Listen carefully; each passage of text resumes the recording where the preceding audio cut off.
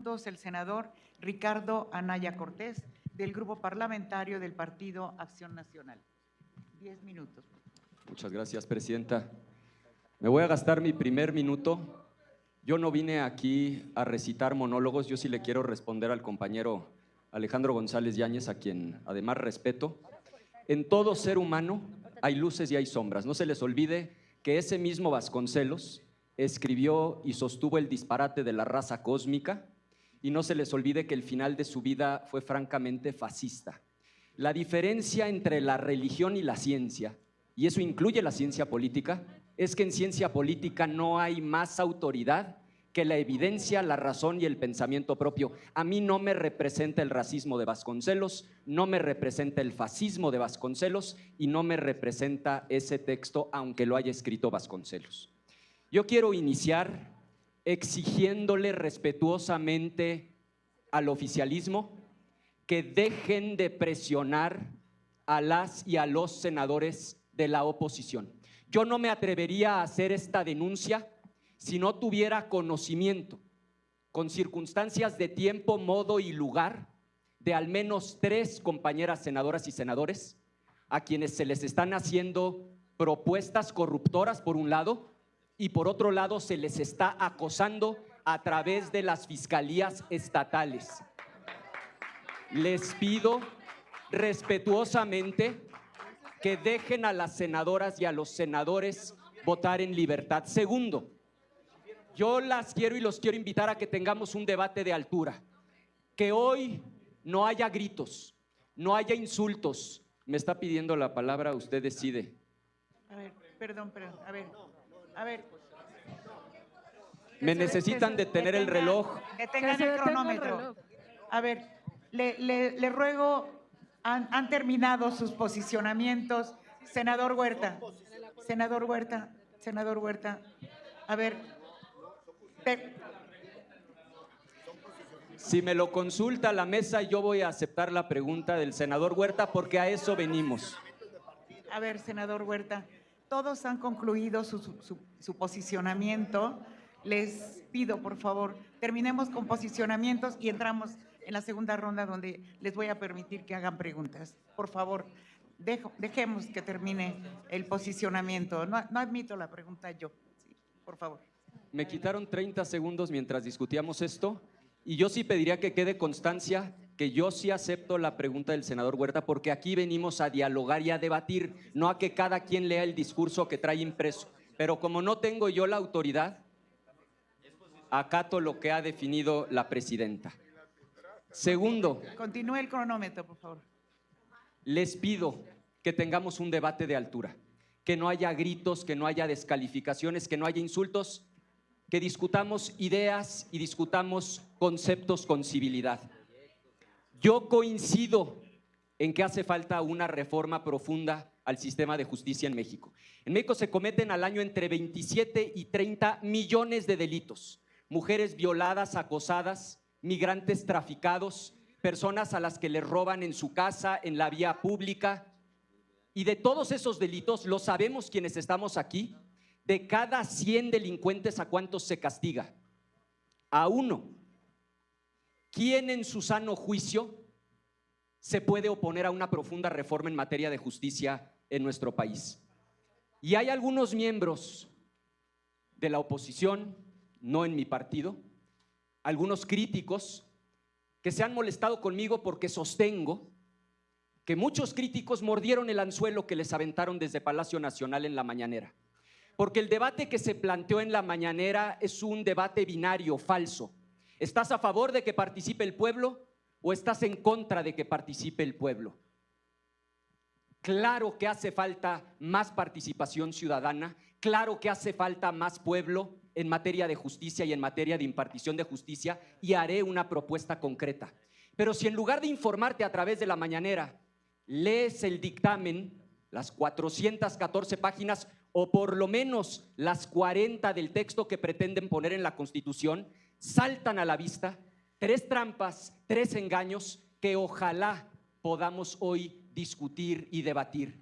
Primera trampa y primer engaño: le dicen a la gente que va a poder votar de manera libre y directa y secreta para escoger a jueces, a magistrados. Lo que no le están diciendo a la gente, y lo dice el dictamen, es que Morena tendrá el control total y absoluto de la preselección de las candidatas y los candidatos. Es como si ahora mismo elegimos aquí a un representante y yo les permito voto libre, directo y secreto, pero yo conservo la facultad de definir quién aparece en la boleta. Y si alguien no está de acuerdo, pida la palabra para rectificación de hechos y vamos discutiéndolo. Morena tiene el control total, no 50, no 70, 100% de quienes van a aparecer en la boleta. Esa es la primera trampa y el primer engaño. Y si estoy faltando a la verdad, hagan uso de la voz, les presto mi tiempo. Segundo, el número de boletas va a hacer que ese ejercicio, lejos de ser un ejercicio democrático, sea un ejercicio de confusión en donde la gente termine simplemente escogiendo al azar los del cuadrito del Ejecutivo. Aquí, en la Ciudad de México, solamente eligiendo al 50% de los impartidarios de justicia federales y estatales, tiene que haber 2,161 candidaturas en las boletas para elegir 344 cargos, porque todas esas personas tienen competencia sobre todo el primer circuito judicial. ¿En serio, compañeras y compañeros? Boletas, decenas de boletas aquí en la Ciudad de México con 2,161 candidaturas para que la gente vote por 344 personas. Esa es la segunda trampa. Y la tercera, y quizá la más grave, y yo respeto a muchas y a muchos de ustedes, ¿cómo pueden permitir la creación de un tribunal de disciplina 5 personas que van a tener un poder que jamás ha tenido una autoridad en México, también preseleccionadas por Morena con control total, y que tendrán 3 facultades? La primera, como instancia única, no hay posibilidad de ir a otra instancia, pueden quitar a una jueza o a un juez del cargo y no hay otra instancia. Segunda facultad, le dan vista al Ministerio Público y lo pueden meter a la cárcel. Y tercera facultad, vía juicio político, lo inhabilitan 20 años para volver a ser servidor público. Conclusión, suena muy romántica la idea de que el pueblo elija a los jueces, pero si ustedes los van a preseleccionar, si lo que va a haber el día de la votación es una especie de tómbola popular, y si el Tribunal de Disciplina le va a dar la facultad a 5 personas de remover a un juez sin que haya otra instancia, de darle vista al MP y de hacerle juicio político, ¿en conciencia van a votar a favor de eso? Y luego viene la tragicomedia. En la Constitución del país, aquí hay constitucionalistas serios, van a plasmar en la Constitución que el requisito para ser juez es sacarse 8 de promedio. 8 de promedio en la Constitución, compañeros. Van a poner en la Constitución que el que quiera ser juez tiene que traer una carta de la vecina. Lo dice el dictamen. ¿En serio? Van a poner en la Constitución que el que traiga la boleta con 8 y la carta de la vecina va a la tómbola. ¿En serio en la Constitución? Y luego lo preocupante, yo no veo controles serios para evitar la intromisión del dinero, de los poderes fácticos y del crimen organizado. Y termino como empecé. Yo sí quiero más participación de la gente. Yo sí quiero más participación del pueblo en materia de impartición de justicia. ¿Por qué nada más cada 6, cada 9 y cada 12 años? En un modelo de elección lleno de trampas y engaños. El modelo que sí funciona, y le hablo al presidente de la Comisión de Justicia, y funciona bien en muchas partes del mundo, es el modelo de los jurados ciudadanos. Está el caso de Norteamérica, Estados Unidos, Canadá, pero también de América Latina, el caso de Brasil y Argentina, en Asia, Corea del Sur, Japón, en Europa, España, Francia, Alemania y Dinamarca, que tanto les gusta citar. Y justamente el que a mi juicio es el mejor modelo, existe en Dinamarca. Jurados ciudadanos que no son convocados a votar cada 6, 9 o 12 años, que participan todos los días en la emisión de los fallos. Jurados mixtos es el modelo de Dinamarca, en donde coexiste el ciudadano común que aporta la perspectiva del día cotidiano, y por otro lado, juristas, técnicos, especialistas para construir veredictos sólidos. Yo tengo la esperanza de que ninguna y ninguno de los 43 se doble ni se venda, que logremos detener este despropósito y nos pongamos de inmediato a trabajar en una auténtica reforma a la justicia mexicana. Muchas gracias del trabajo. Senador Alejandro González Yáñez. Adelante, por favor. 10 minutos, por favor.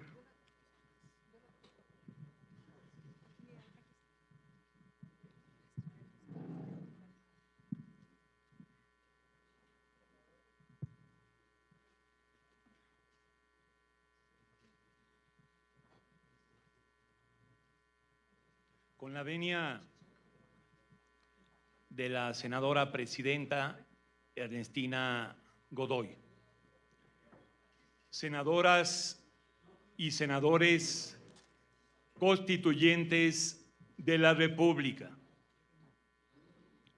pueblo de México. Fue el día 5 de febrero del 2024 en que el mejor presidente de la historia de los Estados Unidos mexicanos, Andrés Manuel López Obrador, presentó ante el Congreso de la Unión una iniciativa, entre otras, para reformar al Poder Judicial. 5 de febrero, marzo, abril, mayo, junio, julio, agosto y lo que va de septiembre. Más de 7 meses han transcurrido. Se ha dado el mayor debate nacional en la historia contemporánea de México sobre esta iniciativa, entre otras, de reforma al Poder Judicial. Se han escuchado todas las voces, en todos los lugares de la patria, en todos los foros, en todos los tonos, en lo legal, en lo político, en lo teórico, en lo histórico. Jamás se había discutido tanto una iniciativa. Prácticamente se ha convertido en un plebiscito, en un referéndum. Y ahora podemos decir con orgullo que las senadoras y los senadores no solo vamos a decidir con nuestra propia conciencia, sino siendo la voz de la mayoría nacional. El contenido central de esta reforma, sin duda, es la elección popular de jueces, magistrados y ministros. Y le informo al pueblo de México que encontramos haciendo una indagación histórica, una joya. Tengo en mis manos el discurso de aceptación de la candidatura a la presidencia de la República de José Vasconcelos. Lo dio el 5 de julio de 1929. Voy a leer el párrafo central porque es maravilloso. El Poder Judicial, que en ciertos breves momentos de nuestra historia ha podido llegar a la más alta majestad, deberá ser creado como al triunfo de la reforma mediante la elección popular de jueces y magistrados. De esta manera, la Corte quedará integrada ya no por personajes más o menos estimables, pero blandos delante de las imposiciones gubernamentales, sino con algunos de aquellos varones que nunca han faltado en la provincia o en el centro, voluntades rectas que prefieren la oscuridad al brillo falso de la librea de los cortesanos, jueces escogidos por la opinión pública. Siempre serán mejores que los mejores jueces elegidos por cualquiera de los otros poderes, ya sea el legislativo, ya sea el ejecutivo. En este particular, aconsejo, por lo mismo, un retorno limpio a la teoría constitucional de la independencia de los poderes. Es una bendición. No solo eso, seguimos con la indagación y encontramos en este libro de John Esquirius, José Vasconcelos y la Cruzada del 29, que se refiere claramente a la lucha de Vasconcelos. Pero, y agradezco que están junto a mí integrantes de la bancada azul, porque les muestro este libro. Se llama La congruencia histórica del Partido Acción Nacional, escrito por Juan José Rodríguez Prats. Juan José Rodríguez Prats les recuerda a los panistas que deben de sujetarse y someterse a la congruencia histórica. Pasa que cuando Vasconcelos era el candidato a la presidencia, el organizador de su financiamiento era ni más ni menos que Manuel Gómez Morín. Eran equipo. 10 años después, es Manuel Gómez Morín quien funda el Partido Acción Nacional en 1939. Y Prats les recomienda a los panistas que tienen como figura central en la fundación de su partido a Manuel Gómez Morín, que sean leales a los antecedentes del PAN y entre ellos al vasconcelismo. Y Prats va más allá y resulta que también cita ese párrafo del discurso histórico de José Vasconcelos. Por lo tanto, suplico su benevolencia para leerlo rápidamente de nuevo, pero ahora en el libro de la congruencia histórica de Acción Nacional, al capela, su ideólogo Juan José Rodríguez Prats. El Poder Judicial, que en ciertos breves momentos de nuestra historia ha podido llegar a la más alta majestad, deberá de ser liberado. Deberá ser creado como el triunfo de la Reforma mediante la elección popular de jueces y magistrados. De esta manera la Corte quedará integrada no por personajes más o menos estimables, pero blandos delante de las imposiciones gubernamentales, sino con algunos de aquellos varones que nunca han fallado en la provincia o en el centro. Jueces escogidos por la opinión pública siempre serán mejores jueces elegidos por cualquiera de los tres poderes, ya sea el legislativo, ya sea el ejecutivo. Decía Montesquieu en su libro El espíritu de las leyes que la división de poderes se creó para que el poder detenga el poder. Hay que decir que es una concepción estatista del poder. Nosotros impulsamos una concepción democrática del poder. Quien realmente debe de controlar al poder del Estado es el soberano, es el pueblo. Por eso estamos apelando a la decisión de las urnas para que la soberanía elija a sus jueces, a sus magistrados, a sus ministros. Esta es la concepción correcta de la historia, la concepción democrática del poder. Todo el poder al soberano, y lo especifica el artículo 39 de la Constitución.